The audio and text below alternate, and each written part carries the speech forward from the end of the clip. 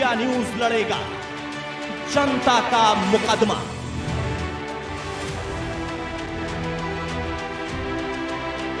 नमस्कार दोस्तों, नमस्कार। आप मेरे साथ प्रदीप भंडारी के साथ देख रहे हैं जनता का मुकदमा, जहां मैं और आप 130 करोड़ देशवासी मिलकर दोस्तों राष्ट्र की बात करते हैं, जिससे राष्ट्र विरोधियों को पेन किलर खानी पड़ती है। दोस्तों, बीबीसी ने कभी भी भारत को अपमानित करने का कोई भी अवसर नहीं छोड़ा।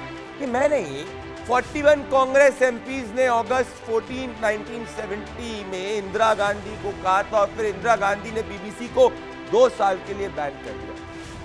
तो समझ में नहीं पा रहा हूं कि कांग्रेस के कुछ नेता जो अनइलेक्टेड नेताज हैं, आज उनको इतनी मिर्ची क्यों लग रही है जब बीबीसी पे सर्वे हो रहा है, रेड नहीं।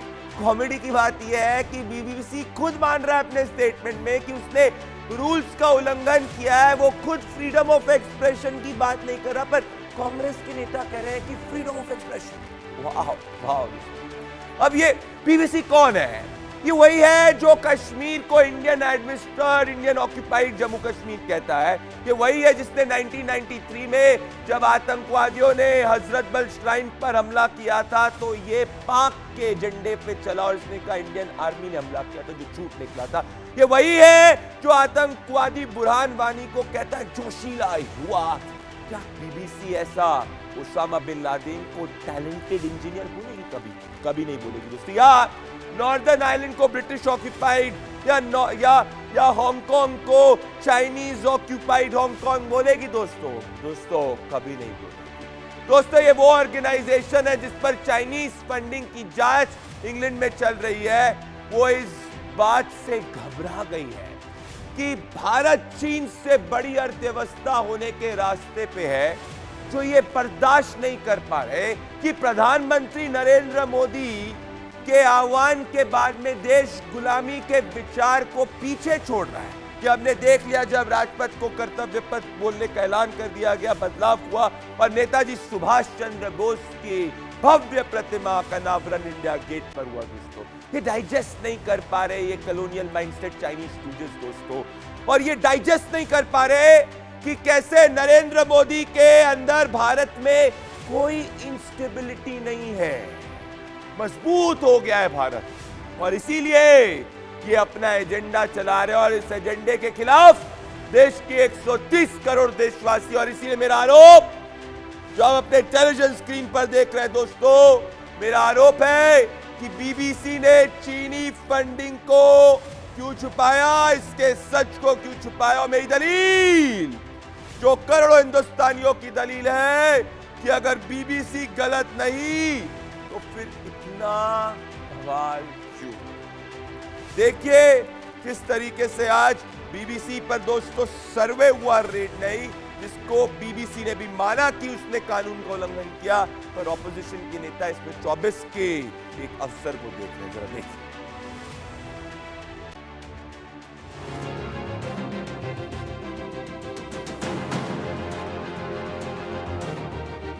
बीबीसी के दिल्ली और मुंबई वाले दफ्तरों में आज 10 से 15 इनकम टैक्स के अधिकारियों ने छापेमारी की। सूत्रों के मुताबिक इस कार्रवाई को फिलहाल इनकम टैक्स के सूत्र सर्वे बुला रहे हैं।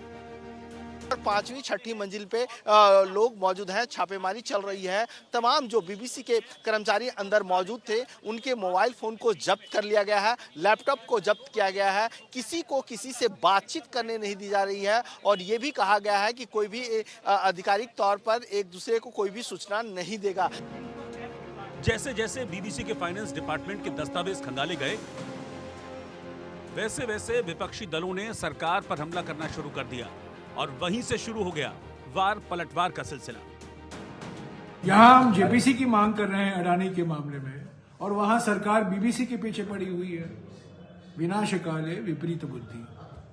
बीबीसी के अगर कृत्य देखें, जिसके उदाहरण मैं आपके समक्ष अभी पेश करूंगा, तो यह पूरे विश्व की सबसे भ्रष्ट बकवास कॉरपोरेशन हो गई है। और दुख की बात यह है कि बीबीसी का प्रोपेगेंडा और कांग्रेस का एजेंडा एक साथ मेल खाता। जहां एक तरफ कांग्रेस के नेता इस कार्रवाई को बीबीसी डॉक्यूमेंट्री से जोड़ रहे हैं, वहीं बीजेपी विपक्ष पर भारत विरोधी ताकतों के साथ खड़ा होने का आरोप लगा रही है। पर अनफॉर्चुनेटली फॉर मोदी गवर्नमेंट आंखें बंद करने से सच्चाई नहीं छुप सकती।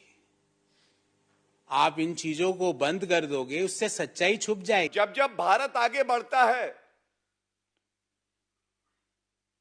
तो ये एजेंसियां हों या राहुल गांधी और कांग्रेस पार्टी और जो राजनीतिक दल विपक्ष में है, उनको बड़ा दर्द होता है।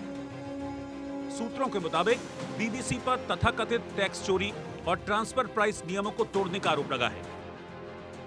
लेकिन विपक्ष का यह मानना है कि मोदी वाली डॉक्यूमेंट्री की वजह से सरकार आयकर विभाग का दुरुपयोग कर बीबीसी को डराने की कोशिश कर रही है।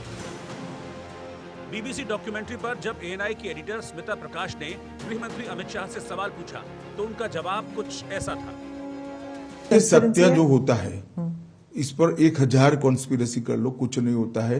वो करोड़ों सूर्य की भांति तेजस्वी बनकर ही बाहर आता है। ये तो मोदी जी के पीछे 2002 से कर रहे हैं और हर बार मोदी जी मजबूत होकर, सच्चे बनकर और जनता की ज्यादा लोकप्रियता हासिल कर बाहर आए हैं। बीबीसी का सच क्या है? क्या वो चीन से फंडिंग लेता है, जिसका आरोप पिछले हफ्ते राज्यसभा सांसद महेश जेठमलानी ने लगाया था? क्या पत्रकारिता के नाम पर बीबीसी जानबूझकर एंटी इंडिया प्रोपेगेंडा चलाता है? जानिए पूरा सच जनता का मुकदमा पर प्रदीप भंडारी के साथ। मेरे साथ ही 8 बजे के सबसे ज्यादा देखे जाने वाले शो में इस वक्त जुड़ रहे गुरु प्रकाश, भारतीय जनता पार्टी के national spokes person Ashwini Dubey, senior lawyer supreme court of India, Vinod Kumar, research analyst and founder string. मेरे साथ Kapil Madan, senior political analyst, Satish Jacob, senior journalist, और मेरे साथ ब्रिजमोहन श्रीवास्तव जी, एनसीपी के नेशनल सीनियर स्पोक्स पर्सन। आप सभी का 8 बजे के सबसे ज्यादा देखे जाने वाले शो में जुड़ने के लिए बहुत बहुत धन्यवाद। ब्रिजमोहन श्रीवास्तव जी आपके साथ में और गुरु प्रकाश के साथ इस मुकदमे की शुरुआत करना चाहता हूं, फिर सतीश जेकब जी आपके पास, कपिल मदान, विनोद जी और अश्विनी दुबे के पास आ रहा हूं। मैं सबसे पहले आपके पास आना चाहता हूं ब्रिजमोहन जी और गुरु प्रकाश जी। मैं अचंभित हूं एक्चुअली ब्रिजमोहन जी कि अगर मैं बीबीसी के स्टेटमेंट को पढ़ूं तो ये बीबीसी का स्टेटमेंट कहता है ब्रिजमोहन जी की non compliant under transfer pricing rules. वो खुद मांग रहा है कि भैया उसने कानून का पालन नहीं किया। वो खुद कह रहा है कि persistent and deliberately violative of transfer pricing norms, मतलब एक बार नहीं, 2 बार नहीं, 3 बार नहीं, 4 बार नहीं, अनेकों बार उसने कानून का उल्लंघन किया। तीसरा वो कह रहा है कि deliberately diverted significant amount of profits, मतलब कि जानबूझकर उसने मुनाफे को यहां से बाहर भेजा जिससे कि वो टैक्स की चोरी कर सके। ये मेरा स्टेटमेंट नहीं है जी, ये बीबीसी का स्टेटमेंट है जी। तो मेरे को बताइए ब्रिजमोहन श्रीवास्तव जी की क्या इसमें 2024 का अवसर आप देख रहे हैं? जब बीबीसी खुद नहीं कह रहा कि ये लोकतंत्र पे हमला है, मीडिया पे हमला है, तो आप क्यों कह रहे हैं इससे ज्यादा वोट नहीं मिलेंगे? ब्रिजमोहन श्रीवास्तव जी पहले आप और फिर गुरु प्रकाश जी। प्रदीप जी, मैंने तो अभी इस मामले में ये नहीं कहा कि मीडिया पे हमला है या 2024 का मुद्दा है। मैं एक बात बहुत स्पष्ट करना चाहता हूँ, जो भी हमारे देश में जो भी व्यापारिक संस्थाएं हैं, जो भी काम करने वाला व्यक्ति है, उसको हमारे देश के कानून का पालन करना पड़ेगा। और अगर देश की कोई एजेंसी उसके खिलाफ कोई कार्रवाई कर रही है तो उस पर हमें किसी प्रकार की कोई आपत्ति नहीं है। लेकिन अभी यहाँ पे मामला क्या है, आज से 1 महीने पहले बीबीसी आदरणीय मोदी जी के ऊपर एक डॉक्यूमेंट्री फिल्म दिखाना चाहती है जिसको सरकार बैन कर देती है, और उसके तत्काल बाद ये छापा डलता है। छापा नहीं बल्कि सर्वे का एक आदेश आता है और इनकम टैक्स के ऑफिसर वहाँ पे सर्वे करने पहुँचते हैं। इससे ऐसा लगता है कि क्या सरकार मीडिया को दबाना चाहती है, उसको बंद करना चाहती है। फिर मेरे को अभी 2000 इसके पहले आदरणीय इंदिरा गांधी ने 1970 और 1975 में भी बीबीसी पे बैन किया था।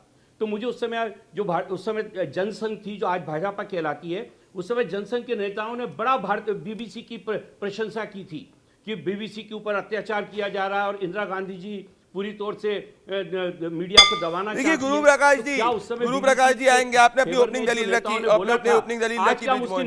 एक सेकंड मेरी बात सुनिए। गुरु प्रकाश जी देखिए, एक सवाल ये उठता है, एक सेकंड ब्रिजमोहन जी, मैं उन्हीं के आ रहा हूं, सतीश जेकब आपके पास और विनोद कुमार अश्विनी दुबे पर। गुरु प्रकाश जी, सवाल ये उठता है कि एक समय ऐसा था जब आपके पार्टी के नेता भी कहा करते थे कि इस देश की मीडिया को बीबीसी से सीखना चाहिए, कहते थे कि देश की मीडिया को क्या हो गया, बीबीसी से सीखो कि बीबीसी जो है किस तरीके की जर्नलिज्म कर रहा है। और आज जो है वो बीबीसी आप आपके स्पोक्सपर्सन के लिए बन गया है भ्रष्टाचार का एक लार्जर एम्बलम। तो अगर इतने सारे केसेस हैं तो इतना समय का इंतजार क्यों किया गया? और मैं तो कह रहा हूं कि इसको बैन क्यों नहीं किया जा रहा है जब ये इतना बड़ा एंटी इंडिया एजेंडा चला रहा है और भ्रष्ट है, जैसा कि आपके स्पोक्सपर्सन गौरव भाटिया ने प्रेस कॉन्फ्रेंस में कहा। गुरु प्रकाश जी। नहीं, देखिए प्रदीप जी, आपने अपने ओपनिंग रिमार्क्स में बहुत अच्छी पृष्ठभूमि दर्शकों को बताई है और इसके लिए मैं आपका अभिनंदन करता हूं। ये कोई रेड नहीं है, ये कोई आक्रमण नहीं है, ये शुद्ध रूप से सर्वे है और इस सर्वे के लिए रूटीन रूप से नोटिफाई किया गया था। कोई आकस्मिक हो गया है, बीबीसी को बिना बताए वहां इनकम टैक्स डिपार्टमेंट के लोग पहुंच गए हैं, ऐसा नहीं हुआ है। और आपने 3 प्रमुख बातें बताई, non compliance, transfer pricing, divergent of profit. इन्हें तीनों पे स्पष्टीकरण मांगने के लिए इनकम टैक्स विभाग के लोग वहां पे गए हैं। लेकिन सुबह से मैं देख रहा हूं तमाम विपक्ष के लोग, उनको इनकम टैक्स पे आस्था नहीं है। चुनाव हार जाए, चुनाव आयोग खराब, सुप्रीम कोर्ट में उनके मन के खिलाफ में कुछ निर्णय आ जाए, सुप्रीम कोर्ट खराब, इन्फोर्समेंट डायरेक्टरेट खराब। तो आज बीबीसी, जो कि यूनाइटेड किंगडम में एक संदिग्ध एजेंसी हो गई है, ये देश में पता है, आप गूगल करके देखिए, यूके के लोग बीबीसी के दफ्तर के बाहर हर रोज विरोध प्रदर्शन करते हैं। हर रोज उनका कुछ ना कुछ संदेह का सामान बाहर आता है। इन लोगों को देश के संस्थानों पे भरोसा नहीं है। कहते हैं संविधान बचाओ, कहते हैं संविधान खतरे में है, लेकिन चुन चुनकर संविधान के संस्थानों पे प्रश्न चिन्ह खड़ा करने का काम करते हैं। संविधान की मर्यादा, संविधान की आदर्शों को तार-तार करने का काम करते हैं। जिस संविधान को बाबा साहब अम्बेडकर ने बनाया था, उस संविधान का आप अपमान करते हैं। और आपके लिए वो एजेंसी जो वहां दूर बैठी हुई है यूनाइटेड किंगडम में, आपके लिए वही अच्छा लगता है। आपको मैं बताना चाहता हूं प्रदीप, आपके शो पे, ये कॉलोनाइज्ड माइंडसेट के लोग हैं। अभी भी डीकॉलोनाइजेशन की आवश्यकता है। जब देश के यशस्वी प्रधानमंत्री आदरणीय मोदी जी ने लाल किले के प्राचीर से कहा था हमें औपनिवेशिक मानसिकता से बाहर निकलने की आवश्यकता है, तो आज यही औपनिवेशिक मानसिकता वाले लोग हैं जो बीबीसी के सपोर्ट में खड़े हुए हैं। गुरु प्रकाश जी, 10 सेकंड में बताना चाहता हूं, जो कहते हैं कि 20 साल से। गुरु प्रकाश जी, आप बिहार के अंदर काफी लोकप्रिय हैं और मुझे किसी व्यक्ति ने बिहार से यह मैसेज किया कि भाई अगर ये एजेंसी इतनी ज्यादा भ्रष्ट बकवास कॉरपोरेशन है तो इसके खिलाफ एक्शन और कठोर होना चाहिए। ये मैं कह रहा हूं और इसके साथ में जो बिहार के कई लोग भी मेरे साथ में स्वर से स्वर मिला रहे हैं गुरु प्रकाश जी। तो मैं ये कह रहा हूं कि सतीश जेकब जी, बात दरअसल ये, आप खुद एक सीनियर जर्नलिस्ट है, बीबीसी के साथ काम कर चुके हैं आप, और विनोद कुमार जी आएंगे, उसके बाद कपिल मदान और अश्विनी दुबे और गुरु प्रकाश जी के पास मैं आ रहा हूं। सतीश जेकब जी, पॉइंट ये है कि अगर एक डेलिबरेटली डाइवर्ट अगर किया जा रहा है, डाइवर्ट किया जा रहा है सिग्निफिकेंट अमाउंट ऑफ प्रॉफिट और सिग्निफिकेंट टाइम के लिए ऐसा किया जा रहा है, तो फिर सवाल तो यही उठेगा कि क्या ह्यूआई और बाकी के चाइनीज आर्म से फंडिंग लेने के बाद बीबीसी का एंटी इंडिया प्रोपोगेंडा ज्यादा बढ़ चुका है? क्या इस एलिगेशन के ऊपर ये जो सामने तथ्य आए, जिसको महेश जेठमलानी ने भी कुछ समय पहले रखा था, आप इस पे क्या कहना चाहते हैं सतीश जेकब जी और विनोद कुमार को लेकर? सर पहले सतीश जेकब जी आएंगे। सतीश जी। मैं सुन रहा हूं आपकी बातें और सारे जितने भी कमेंट्स आपने बोले हैं। मेरा ये कहना है कि मैं आप लोगों के इस बहस में पार्टिसिपेट नहीं करना चाहता। मुझे रिटायर नहीं, अब आपको रिटायर हुए इतने समय हो गया तो मैंने आपसे सवाल पूछा है। अब मैंने जो आपसे सवाल पूछे जी, ये सवाल मेरे पूछना बेकार है, क्योंकि मैं 20 साल से जब से रिटायर हुआ हूं, मुझे कुछ नहीं मालूम कि बीबीसी में क्या हो रहा है। नहीं तो आप 20 साल से रिटायर हुए हैं, आपको नहीं पता, पर आप इस पे क्या कहना चाहते हैं? जब आपके समय में भी ऐसा होता था? कभी नहीं हुआ।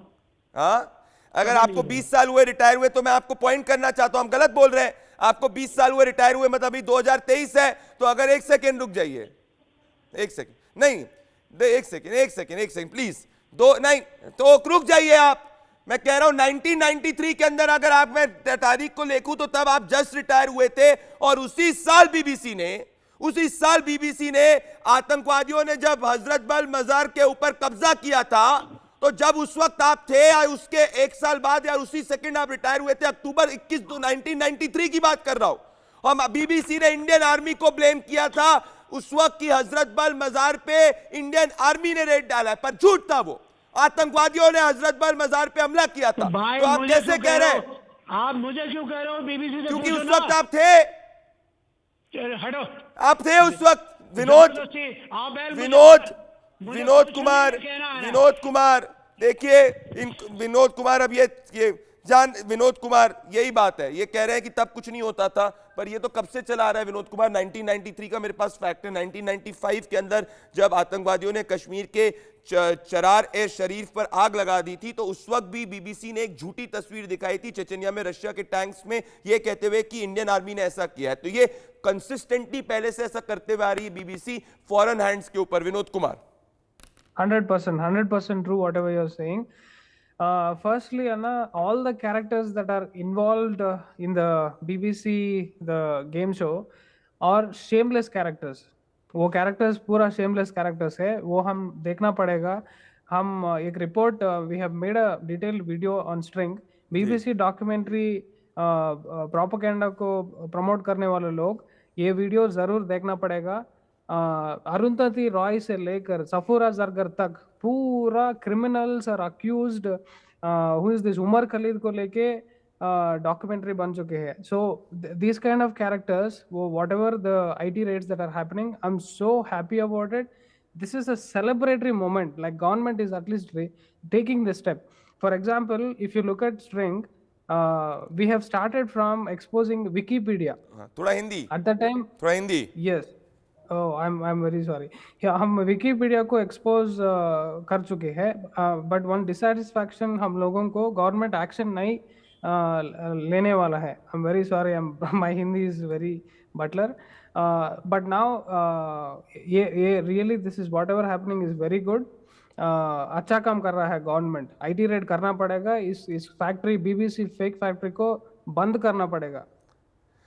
मैं कह रहा हूं विनोद मैंने आपके स्ट्रिंग के बहुत वीडियोस देखे और बहुत डिटेल में आप रिसर्च करते हैं, और मैं कहना चाहता हूं लोगों को कि इनके YouTube चैनल पे जाइए और इनको जितना ज्यादा सपोर्ट करना है करिए, क्योंकि डिटेल और फैक्ट्स के साथ में, और लैंग्वेज बैरियर नहीं होना चाहिए टैलेंट के लिए। विनोद, तो आप जिस लैंग्वेज में बोलना चाहते हैं बोलिए, हर लैंग्वेज हिंदुस्तान की वो भारतीय लैंग्वेज है, ये मैं कहना चाहता हूं। अगर आपको इंग्लिश में भी बोलना है तो बोलिए, हम कोई डरते नहीं है। मैं कह रहा हूं अरे तो इंग्लिश भी कनेक्टिंग लैंग्वेज के रूप में वो यूज करें तो क्या खराबी। कपिल मदान और अश्विनी दुबे मैं आपके पास आना चाहता हूं, और गुरु प्रकाश और ब्रिजमोहन जी मैं आप दोनों के पास उसके बाद आ रहा हूं, क्योंकि अब मेरे को थोड़े से आप लोग को ना ड्रिल डाउन करना है फैक्ट्स पे।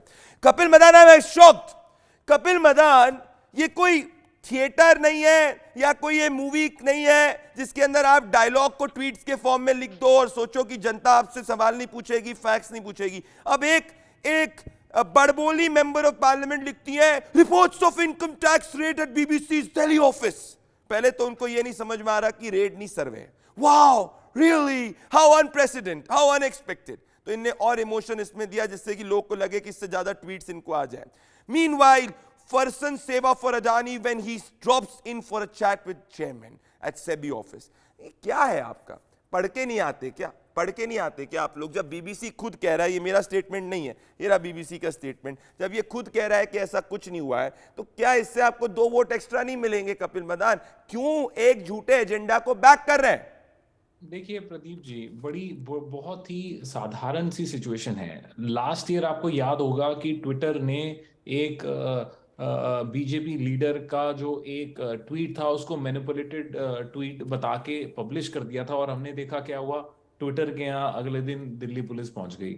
हमने एक और जर्नलिस्ट को देखा जिसने सरकार के अगेंस्ट एक और बीजेपी नेता को एक्सपोज किया, और उसका बैकलैश हुआ उस पर्टिकुलर नेता का। हमने देखा कि उस पे कैसे एक के बाद एक कैसे मुकदमे हुए, और सुप्रीम कोर्ट को इंटरवीन करना पड़ा, और एक blanket bail order supreme court ने, जो कि अनप्रेसिडेंटेड है, पास किया। अब हम बीबीसी के बारे में बात करते हैं। बीबीसी ने एक डॉक्यूमेंट्री निकाली।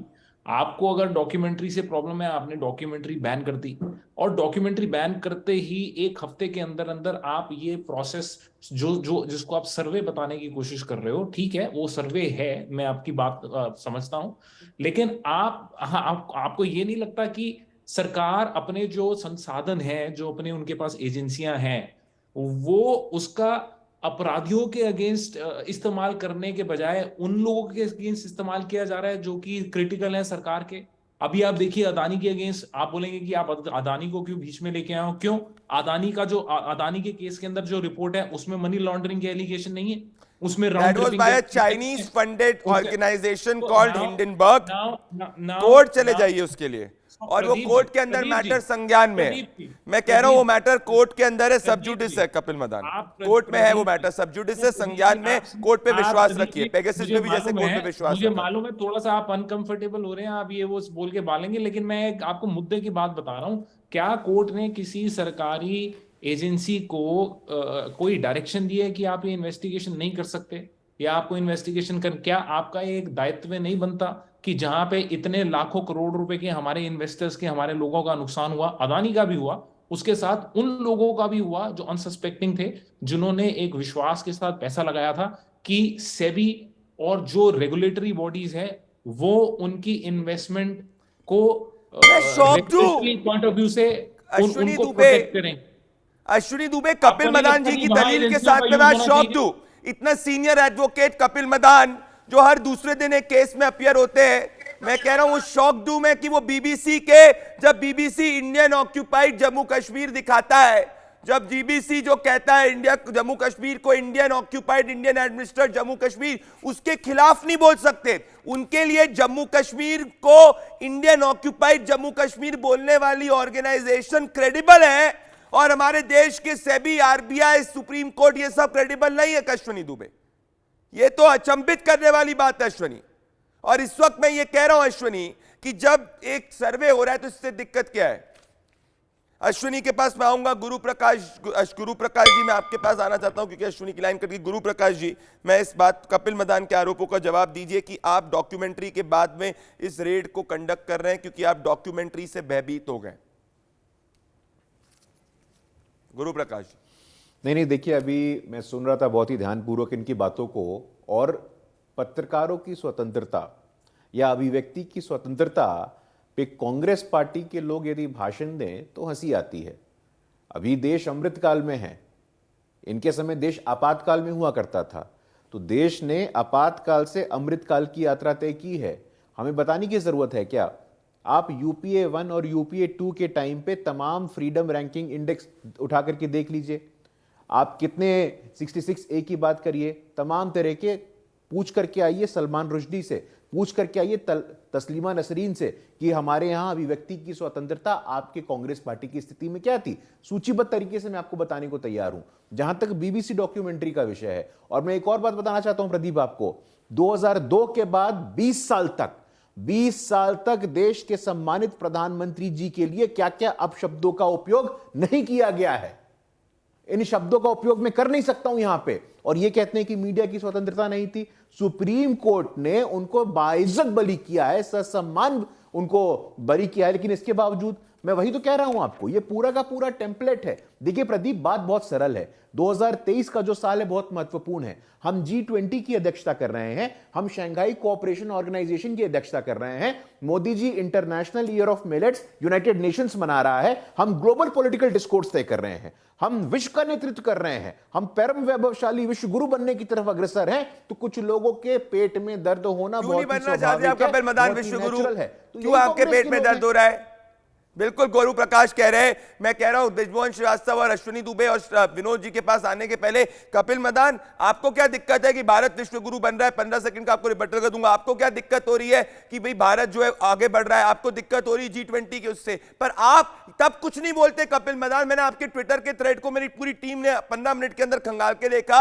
आपने एक भी बार तब नहीं ट्वीट किया था कि जब बीबीसी ने हिंदुस्तान के मैप से जम्मू कश्मीर को हटा दिया था, तब आपने एक भी बार बीबीसी के खिलाफ कार्रवाई की बात नहीं की थी। ऐसा क्या है कपिल मदान?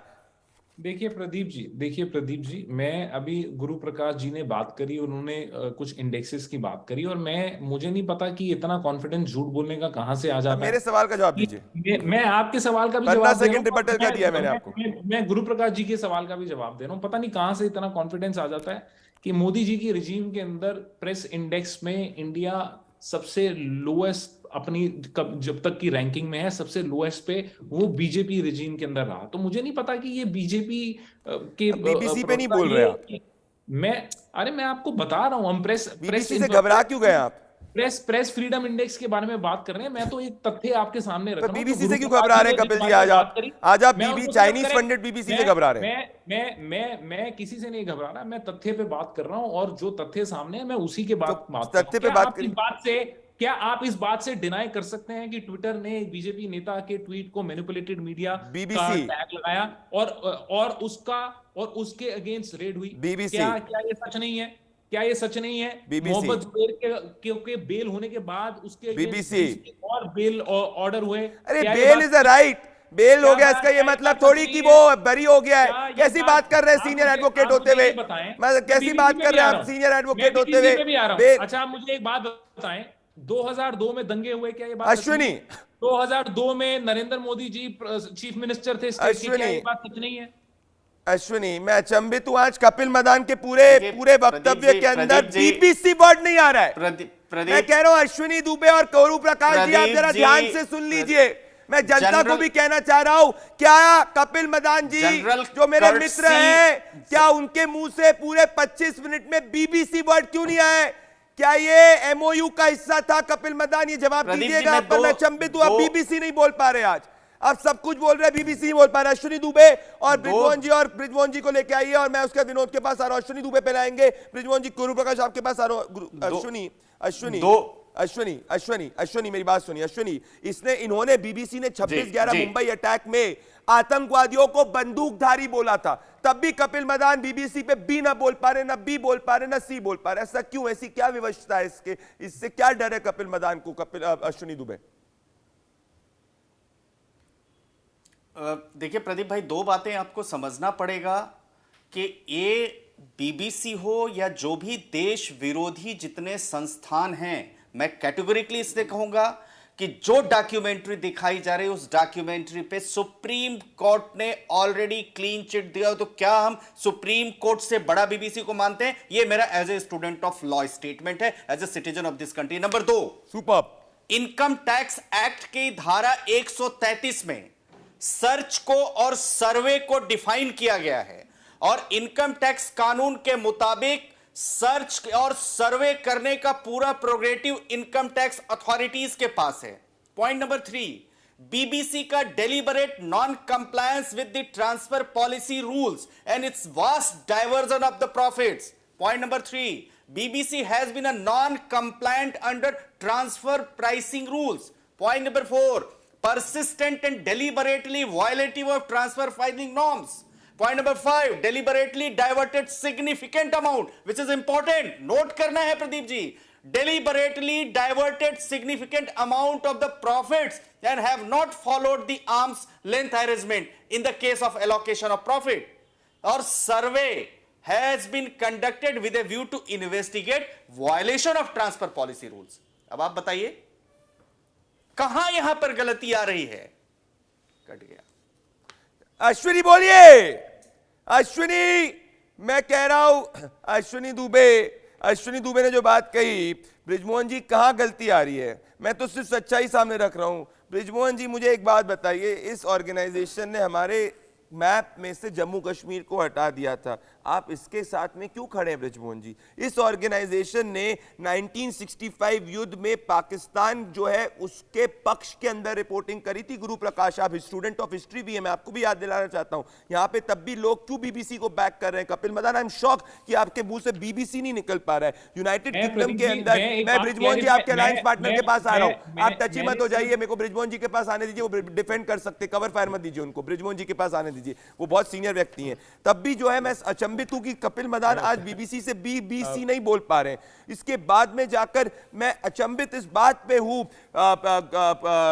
ब्रिजमोहन श्रीवास्तव जी कि जब बीबीसी को एक्सपोज मैं नहीं कर रहा, लंदन में एक रिपोर्ट कर रही है जो ये कह रही है कि एक बड़ी सी रिपोर्ट निकाली है एलेक्जेंडर पिंकटन ने, जो एसोसिएट प्रोफेसर है यूनिवर्सिटी ऑफ लंदन में, जिनने कहा है कि बीबीसी का सिर्फ एक ही मकसद रहा है, पर्टिकुलरली 1947 के बाद से, कि हिंदुस्तान को वीक करो, हिंदुस्तान के अंदर इंस्टेबिलिटी लाओ और उस तरीके के नैरेटिव को चलाओ। ये मैं नहीं कह रहा हूं, ये एलेक्जेंडर पिंकटन की रिपोर्ट कह रही है जो एसोसिएट प्रोफेसर है।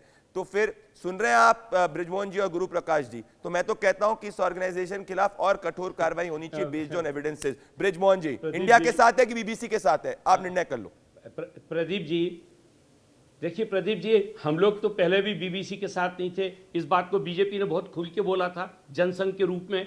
हम जब वहां पर 1975 में और 1970 में तब आपकी पार्टी नहीं बनी थी, तब आप कैसे हो गए? अरे एक सेकंड, ब्रिजमोहन जी, एक सेकंड ब्रिजमोहन जी, बहुत अच्छा तब है, एनसीपी नहीं बनी थी, बहुत अच्छा है, और कांग्रेस उनके साथ अन्याय कर रही है।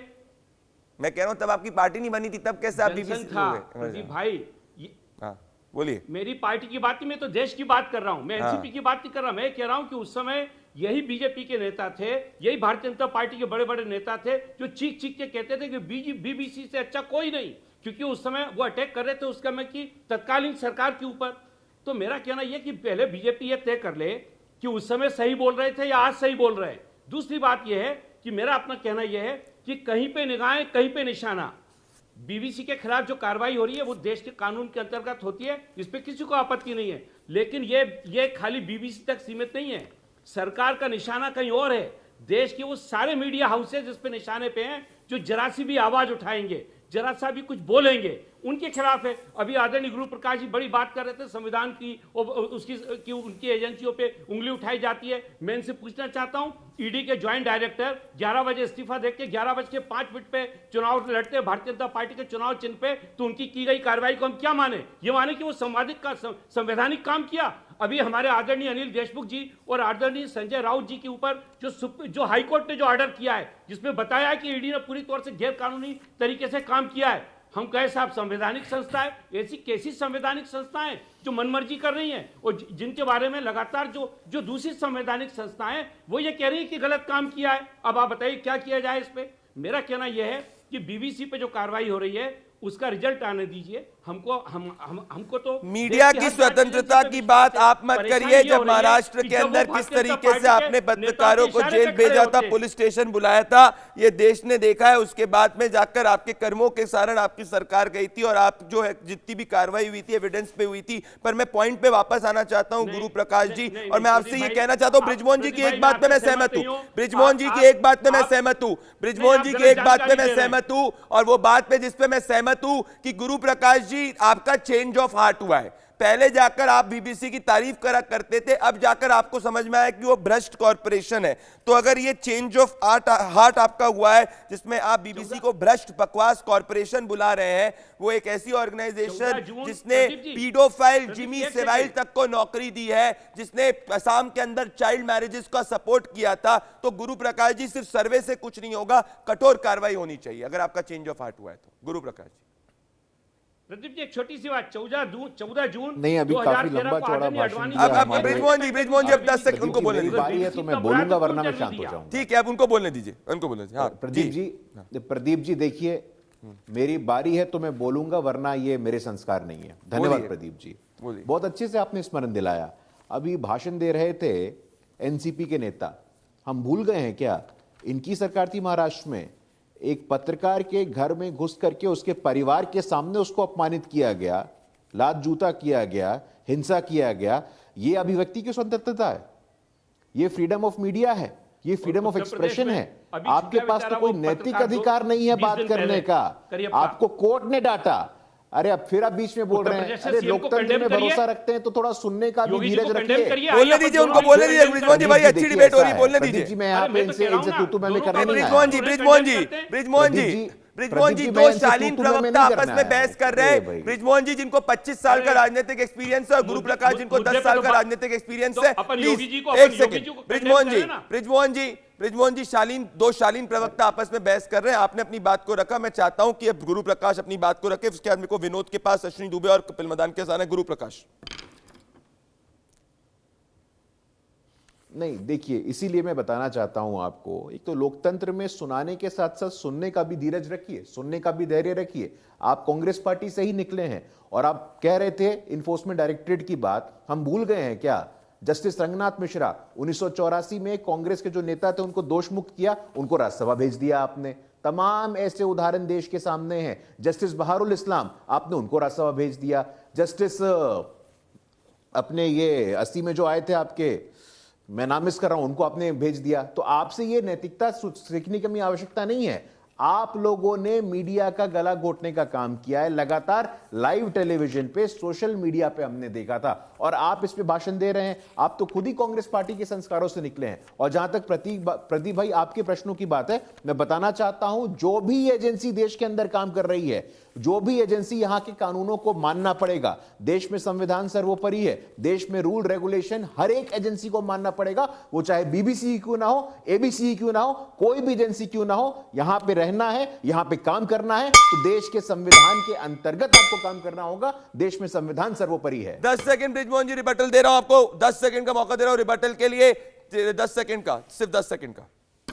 मैं सिर्फ आप अभी लगातार ये बात आ रही है कि बीबीसी को चाइना फंडेड कर रहा है। मेरा कहना यह है कि हिंदुस्तान के अंदर 3665 चाइनीज सिटीजन कंपनियों में डायरेक्टर बन के बैठे हैं और 174 कंपनियां चाइना की यहाँ पे रजिस्टर्ड होकर काम कर रही हैं। अगर आप में इतना साहस है तो उन्हें रोकिए ना, क्यों वो यहाँ पे आके काम कर रही हैं? उस पर चुप है बीजेपी, उस पर सरकार चुप है, सारी बातों पे चुप है। मेरा कहना यह कि ये भारतीय जनता पार्टी कि वो करना क्या चाहते हैं। इनके आप यूपीए में थे, आप यूपीए में थे। एके एंटनी ने क्या कहा था? हजारों माइल चाइना के पास है। आपने तब क्या किया था? तब तो आपने कुछ नहीं कहा था। हजारों स्क्वायर किलोमीटर जो है कांग्रेस सरकार के, कांग्रेस के रक्षा मंत्री ने कहा था, तब आपने नहीं कहा था। और आज जब आंख से आंख मिला करके बात करते हैं, उनको जवाब देते हैं, उनको प्रतिक्रिया, तो आपको दिक्कत होता है।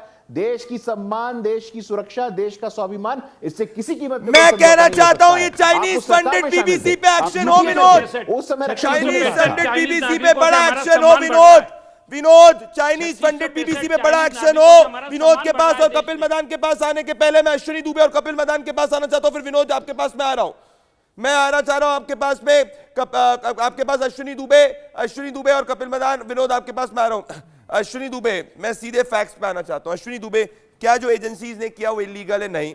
क्या जो एजेंसीज ने किया वो अनएथिकल है? नहीं। क्या एजेंसीज ने जो किया वो इमोरल है? नहीं। क्या एजेंसीज ने जो किया जिसको कोर्ट में चैलेंज किया जा सकता है? हाँ। क्या जो एजेंसीज ने किया उसका बीबीसी विरोध कर रहा है? नहीं। तो ऐसी जब स्थिति है अश्विनी दुबे, तो जब कह रहे ना दूल्हे को शादी में दिक्कत नहीं है पर रिश्तेदारों को दिक्कत हो रही है, जो उसके रिश्तेदार कल तक थे ही नहीं। प्रदीप भाई, ये वही वाली बात हुई कि जस्टिस नजीर आंध्र प्रदेश के गवर्नर बने, आंध्र प्रदेश के चीफ मिनिस्टर को काम करना है, उन्हें कोई दिक्कत नहीं। आंध्र प्रदेश के लोगों को काम करने उन्हें कोई दिक्कत नहीं, अपॉइंटिंग अथॉरिटी को कोई दिक्कत नहीं, देश की जनता को कोई दिक्कत नहीं, और लेकिन इकोसिस्टम को दिक्कत हो गई। अब दूसरे पर आते हैं। भारत के इनकम टैक्स एक्ट की धारा 133A में साफ तौर पर लिखा गया है कि आयकर विभाग किसी अघोषित संपत्ति या आय को सामने लाने के लिए सर्वे करते हैं। अब सर्वे की बात डिफाइन, अगर वो सर्वे गलत है तो भारत के संविधान के अनुच्छेद 226 में हाई कोर्ट जाया जा सकता है, भारत के संविधान के अनुच्छेद 32 में सुप्रीम कोर्ट जाया सकता है। अब ये हो गए फैक्ट्स। नंबर 3, जिस बीबीसी डॉक्यूमेंट्री की बात हो रही है, क्या बीबीसी इस देश की सर्वोच्च न्यायालय से बड़ी है? बार बार संविधान की बात कर, क्या सर्वोच्च न्यायालय ने 2002 के दंगों में साफ तौर पर जजमेंट इस फेवर में नहीं दिया कि उसमें ऑनरेबल प्राइम मिनिस्टर का कोई रोल नहीं था? उसके बाद भी आप अगर उसको बार बार करते हैं, यानी सेलेक्टिवली, जो वही टूल किट की बार बार बात होती है, इकोसिस्टम की बात होती है। अब मैं 5वीं बात पर आता हूं। बीबीसी का deliberate non compliance with the transfer policy rules is vast diversion of profit, allegation number 1। Allegation number 2, BBC has been non compliant under transfer policy rules. Allegation number 3, deliberately diverted significant amount of the profits. Note करिएगा प्रदीप भाई, divert किया significant amount of profit और follow नहीं किया जो arms length arrangement है, जो allocation of profit का होता है। क्या इस बात का जवाब वो पूरा का पूरा इकोसिस्टम देगा? और सर्वे इसलिए कंडक्ट किया गया ताकि इन्वेस्टिगेट किया जा सके बीबीसी की वायलेशन ऑफ ट्रांसफर पॉलिसी। इनका लॉजिक ये है श्री दुबे कि जस्ट बिकॉज बीबीसी जो है, just because BBC anti India, anti Modi है, तो उसको जो इलीगैलिटी करनी हो करते रहेगा। ऐसा नहीं भाई, देश का कानून है, हम कोई इंग्लैंड के कानून से नहीं चल रहे, हम हिंदुस्तान के कानून से चल रहे हैं, आईपीसी से चल रहे हैं। बेशक वो जो अडॉप्ट हुआ है आगे चल के कॉलोनियली, उसको भी चेंज किया जा रहा है, पर हमारा देश जो इनको समझाइए कि इंडिपेंडेंट हो चुका है और माइंड से भी कॉलोनियली अब हट रहा है। तो अगर कोई भी अंतरराष्ट्रीय एजेंसी आके हिंदुस्तान के अंदर अगर सोचेगी कि हिंदुस्तान के कानून का उल्लंघन करेगी तो उस पर कठोर कार्रवाई होगी, जैसे कि बाकी देश करते हैं। पर विनोद, मैं ब्रिजमोहन जी और गुरु प्रकाश के पास आने के पहले आपसे जानना चाहता हूं, और आप इंग्लिश में भी बोल सकते हैं, कोई इशू नहीं, अपने दर्शकों के लिए ट्रांसलेट कर दूंगा, कि क्या ये एक पूरी लार्जर कॉन्स्पिरेसी है विनोद? क्योंकि जो फेल्ड एक्टर्स बीबीसी डॉक्यूमेंट्री में थे, अरुंधति रॉय, आकार पटेल, सिद्धार्थ वरदराजन और हरतोष बादल, उसके बाद में ये सब के सब की फंडिंग किसने करी? क्या ऐसा हो रहा है क्योंकि हिंदुस्तान जब से G20 को होस्ट कर रहा है, जब हिंदुस्तान की इकोनॉमी जो है यूनाइटेड किंगडम से ऊपर बढ़ चुकी है, जब इंडिया जो है चाइना से ज्यादा बढ़ती हुई अर्थव्यवस्था है, जब हर तरफ विश्व जो है हिंदुस्तान की बात कर रहा है, तो क्या ये पूरे एक एजेंडे के तहत हुआ है हिंदुस्तान के अंदर इंस्टेबिलिटी लाने के लिए, अविश्वास लाने के लिए, लोगों में एक भय पैदा करने के लिए? विनोद, इसके पीछे की लार्जर कॉन्स्पिरेसी क्या है Vinod? Exactly. See, the whole plan is they are targeting to change the entire regime. वो regime change करने का बहुत plan कर रहा है because 2024 elections when we are coming closer, a larger, more and dangerous plans like this will happen. The whole conspiracy, if you watch at least 10 videos of string, आपको समझ में आएगा what kind of people are behind this. So based on this IT raid, I want to say just सिर्फ एक बात करना चाहता हूँ. See, हम केवल यह सुनिश्चित कर रहे हैं कि जब आप अपनी उंगली हम पर उठा रहे हो तो आपका हाथ साफ है. So this is what we want to check, right? So you just go according to the protocol of the government and prove करना पड़ेगा. Simply that this kind of सबसे सस्पिशियस आपको बीबीसी के खिलाफ क्या मिला विनोद अपनी रिसर्च में? सबसे सस्पिशियस क्या मिला? कपिल मदान के पास आ रहा हूं मैं. Yeah, we have got all the funding data that we have exposed in the threads. कहां से फंडिंग आ रही थी इनको? The IPSMF and Azim Premji, 100 crore का funding, and all these people are involved in this and everything is exposed clearly in the thread. So Kapil Madan, आप 15 minute का time लेके, मुझे पता चला, मेरे रिसर्चर्स ने बताया कि कपिल मदान जस्ट 15 मिनट का टाइम लेके चले गए थे क्योंकि वो फैक्ट्स पे कॉर्नर हो गए थे, तो उन्होंने अपने पूरे के पूरे वकीलों को, लॉयर, अपने रिसर्च असिस्टेंट्स को कॉल किया, गुरु प्रकाश जी और अश्विनी दुबे, और अब वो फैक्ट्स के साथ में शो में आ चुके हैं वापस से. तो कपिल मदान जी, मैं आपसे पूछना चाह रहा हूं, कपिल मदान, गुरु प्रकाश, अश्विनी दुबे और ब्रिजमोहन जी आएंगे. पहले Kapil Madan. Finally Kapil Madan is back. Everybody was waiting कि वो कुछ रिसर्च और नए फैक्ट्स के साथ में आएंगे. कपिल मदान, ऑनेस्टली एडमिट करिए कि 2024 के बारे में आपके लिए सब कुछ, आप हमेशा एक पोल को ढूंढते रहते हैं जिससे आपको लगता है कि कहीं ना कहीं आपका 24 का एजेंडा फिट हो जाए. आपने अडानी को भेजा, अब आपको लग रहा है वो नहीं फिट हो रहा है. उसके पहले आपने पेगासस को सोचा था गुरु प्रकाश, वो नहीं फिट हुआ. उसके पहले आपने 2019 के लिए रफाल को सोचा था, वो फिट नहीं हुआ. तो मैं कह रहा हूं Kapil Madan, it's all about 2024 आपके लिए, और आपको लग रहा है कि बीबीसी की डगाल के ऊपर आपके 24 के चुनाव में आगे थोड़ी सी सीटें बढ़ा सकते हैं. ऐसा क्या आपका अनुमान है? क्या कपिल मदान, गुरु प्रकाश और ब्रिजमोहन जी और अश्विनी दुबे? पहले कपिल मदान नए फैक्ट्स के साथ आइए प्लीज. आप 15 मिनट का समय लेके आए. मैं पहले तो एक बात बता दूं, आप कहानियां बहुत अच्छी बना लेते हैं. पता नहीं आपके पास कौन से अंतर्यामी बैठे हैं जो मेरे ऑफिस में, या कौन से कैमरा स्पाइस लगाए हैं जो आपको ये गलत इन्फॉर्मेशन दे रहे हैं. नेवरदलेस मेरा कंप्यूटर शट डाउन हो गया था, मैंने उसको वापस लॉग इन करके मैं आया हूं. और जहां तक की 2024 की बात है, देखिए प्रदीप जी, ये जो मोदी सरकार और जो हम पिछले 10 साल से हम देख रहे हैं, ये एक ऐसी फासिस्ट रजीम है जिसने भी सरकार के अगेंस्ट क्रिटिकल हुआ, जो भी जर्नलिस्ट सरकार के अगेंस्ट क्रिटिकल हुआ. हमने सिद्दीकी कपन का हमने एग्जाम्पल देखा, हमने मोहम्मद जुबैर का एग्जाम्पल देखा, हमने ट्विटर के अगेंस्ट जो सरकार ने किया हमने वो देखा. मैं किसी एक इंडिविजुअल या किसी एक इंसिडेंट के बारे में बात नहीं कर रहा हूं. अगर किसी ने इरेगुलरिटी करी है, चाहे वो बीबीसी हो, चाहे वो अदानी हो, इन्होंने बीबीसी पे तो आप ये खुद बोलते हैं जी हमने तो रेड नहीं करी है, तो सर्वे हो रही है, और उस पे गौरव भाटिया जी ने एक प्रेस कॉन्फ्रेंस कर दी.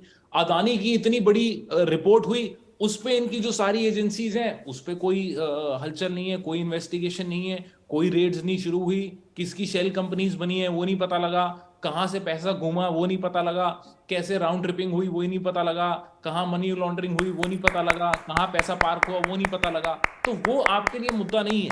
आपके लिए मुद्दा वो है कि हाँ, जो भी ऑपोजिशन से कोई नेता अगर कनेक्टेड है, कोई मीडिया हाउस है जो सरकार के अगेंस्ट क्रिटिकल लिखता है और वो सरकार को आईना दिखाने का काम करता है, तो आप उसके अगेंस्ट ईडी, आईटी, सीबीआई। मैं अचंभित हूं विनोद।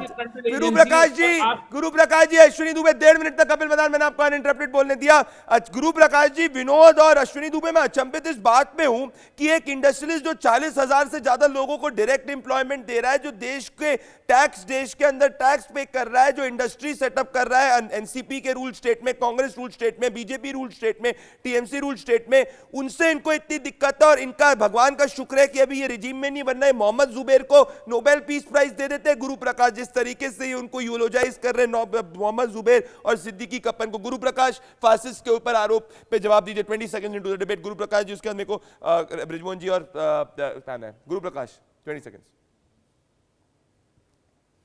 नहीं, अगर देश के इतिहास में पहली बार आदिवासी की बेटी का राष्ट्रपति बनना फासिस्ट है तो हमें फासिस्ट स्वीकार है।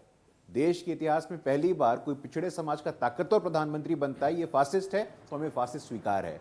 प्रदीप जी, मैं बताना चाहता हूं 2018 में यही हुआ था।